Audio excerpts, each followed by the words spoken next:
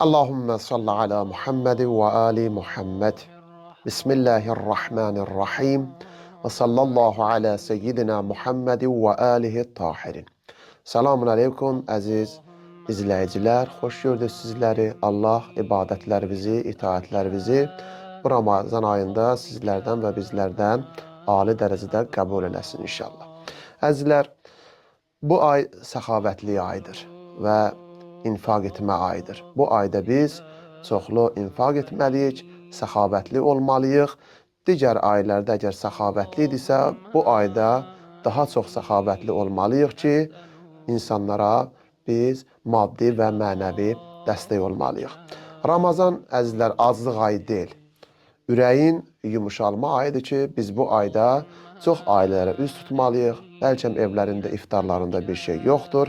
Öz səxavətliyimizi biz ortaya qoymalıyıq ki, digər o fəqir ailələr var ki, onların evinə hər bir maddi və mənəvi cəhətdən biz onlara kömək olmalıyıq.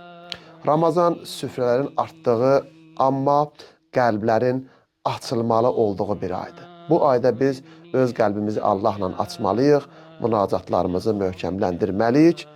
Əgər Ramazanda fəqət biz özümüzü düşünsək, bu yaxşı bir şey deyil.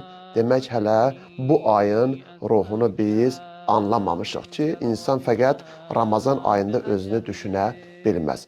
Necə ki, Allah Qur'an-ı Kərimdə Bəqərə surəsində buyurur ki, Bəqərə surəsinin 254-cü ayəsində buyurur ki, Bismillahirrahmanirrahim. Ya eyyuhəllədinə əmənu ənfiqu mimma razaqnakum.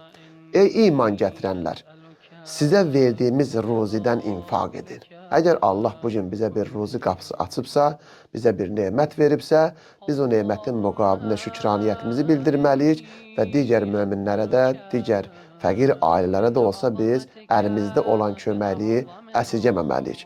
Bu ayə bizə deyir ki, mal bizim deyil. Allah ki bizə bir mal verib, dövlət verib, müvəqqəti olaraq əmanətdir bizim əlimizdə. Biz o əmanəti fəqir ailələr arasında, möminlər arasında infaq etməliyik ki, Allah Teala daha da onun ardını gətirsin və bizim ruzimiz daha da çoxalsın. Ki, Peyğəmbər Əkrəm haqqında nəql olunur ki, Peyğəmbər Əkrəmin səxavətli olmağı barəsində ki, buyururlar ki, Kana Rasulullah əcvədən nasi və kana əcvədu ma yəkunu fi Ramazan. Allahın Rəsulü insanların ən səxavətlisi idi. Ən səxavətlisi Peyğəmbər Əkrəm. Və Ramazanda daha səxavətli olardı. Ramazan ayında Peyğəmbər o qədər səxavətli olardı ki, elə bir insan Peyğəmbərin qapısında üst tutmaz ki, Peyğəmbər onu oradan əliboş qaytarmasın. Həmişə əli dolu, evində olan nemətlərdən Peyğəmbər onları infaq eləyərdi və onlar Peyğəmbərin qapısından üzü təbəssüm edərək ayrılardılar. Ramazanda Peyğəmbər sanki əsən mərhəmət küləyi kimi idi. Heç kimi əliboş qaytarmazdı Peyğəmbər öz qapısından. Rivayətlər çoxdur əzizlər. Məşhur rivayətdə var ki, Əleyhisselamla və xanım Zəhra salamüləleyha ki, 3 gün oruç tutdular, ailələri oruç tutdular. 3 gün ərzində onlar ac qaldılar, iftar etmədilər, amma öz mallarını fəqirlərə neylədilər? Ehsan elədilər. Onlar ac qaldıqları halda amma başqasını doyurdular. Başqa evlərdə infaq etdilər, amma öz ailələri, öz uşaqları 3 gün ərzində bunlar oruç tutdular və oruclarını açmaq üçün heç nələri yoxdur. Bu hadisə ilə bağlı Qur'an-ı Kərimdə Allah Teala bir ayə nazil edir ki, düzdür, İnsan surəsində də buna işarə olunub, amma bu ayədə Həşr surəsinin 9-cu ayəsində Allah Teala buyurur ki, və yusiruna ala anfusihim və law kana bihim xəsasə. Özləri ehtiyac içində olan halda. Halbuki özlərinin ehtiyacları vardı. İftarlarını açmaqlar üçün suları yoxdur, xurmaları yoxdur, çörəkləri yoxdur.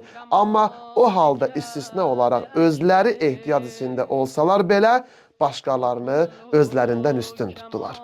Ki, o fəqirlər ki, Peyğəmbər Əhl-i-Beytinin evinə gəldilər və qapını döydülər ki, biz acıq susuq. Peyğəmbər Əhl-i-Beyti onları razı saldı. Allah Teala bu ayədə buyurur ki, və yusiruna ala anfusihim və law kana bihim xəsasə. Özləri ehtiyac içində olsalar belə, başqalarını özlərindən üstün tutarlar.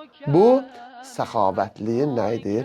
zirvəsidir. Allahdan dua eləyək ki, bizi həqiqi səxavət əhlindən və ehsan edənlərdən inşallah bizi qərar versin. Mənim də duam bundan ibarətdir ki, ilahi, Mevlamız Sərvərimiz İmam Zamana Qəccəlallahu Fərəcəhu Şərifin zuhurunu təcil qərar versin. Vəssalamu aleykum və rəhmətullahi və barakatuhu.